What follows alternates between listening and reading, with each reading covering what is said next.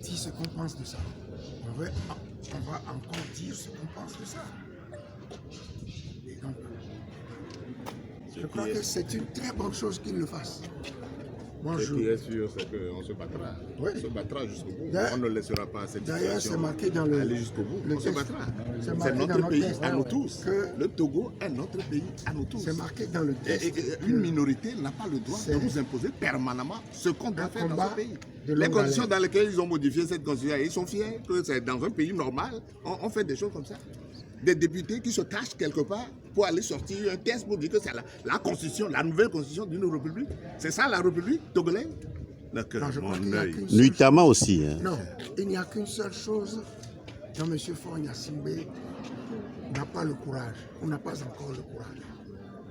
C'est de se lever un matin et de dire, bon, chers amis, nous sommes désormais dans un royaume. Le royaume du Togo. Je crois qu'il n'a pas encore le courage de dire ça. J'espère qu'il aura le courage de le faire. Oui, non. Je crois que la dynastie lui donne l'illusion d'un royaume. Donc, on vous refuse de se regrouper pour en parler. Qu'est-ce que vous allez faire? Ce que nous allons faire, vous croyez, c'est dans le test liminaire de la conférence de presse que nous avons voulu tenir, nous avons marqué que nous ne sommes pas. C'est un combat de longue haleine. Oui. Et nous sommes déterminés à le mener. Donc, on est tranquille. Monsieur Faure Gnassingbé, là, vous croyez que si lui n'était pas le fils de Eyarima Gnassingbé, il serait chef d'État? Non, jamais. Donc, on va voir. Il ne va pas nous apprendre, nous, ce que nous devons faire. Nous sommes des combattants et nous allons empêcher ce qu'il est en train de faire là. J'ai déjà dit la dernière fois que c'est une connerie minable. Je le répète.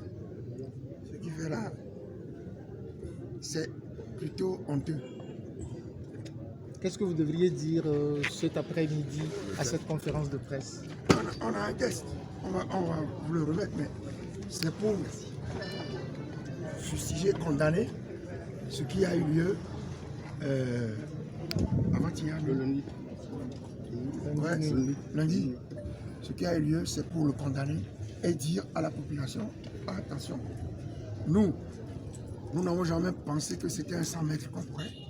On savait très bien que c'est un marathon. Et donc, un combat de longue haleine. Et donc, nous allons mener le combat pour finalement vider l'abcès togolais. Il faut vider l'abcès togolais. C'est une bonne chose ce qu'ils sont en train de faire. Parce que le Togo, je l'ai dit dimanche dernier, le Togo est un pays malade. Il est malade, vous le savez tous, mieux que nous, que le Togo est malade. Absence d'état de droit. Ils font ce qu'ils veulent. Lorsque vous respectez la loi, par exemple, la loi sur l'adressage, que je connais, pour respecter la loi, le ministre qu'on a nommé membre de la Cour constitutionnelle, le ministre Poupessi, et il prend une note pour annuler une délibération d'un conseil municipal. Et pour bien vous montrer que vous avez raison, il retourne à l'Assemblée nationale prendre une loi pour qui vous empêche maintenant de respecter la loi qu'ils ont annulée. Donc, écoutez, le Togo est un pays malade. Nous allons tout mettre en œuvre pour que le Togo reprenne une situation normale. Retrouve la situation d'un pays normal. C'est tout. Je dis, c'est une bonne chose. C'est une bonne chose. Tout le monde sait. Vous savez, nous aussi, nous avons quelques relations.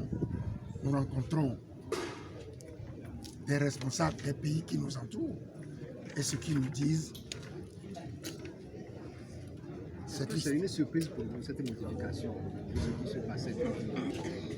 Non, je vous dis, ce qu'ils font là ne nous surprend pas. Un pays malade agit comme ça, jusqu'à ce que on lui fasse regagner, retrouver la santé. Le Togo, c'est bien ce qu'ils font là.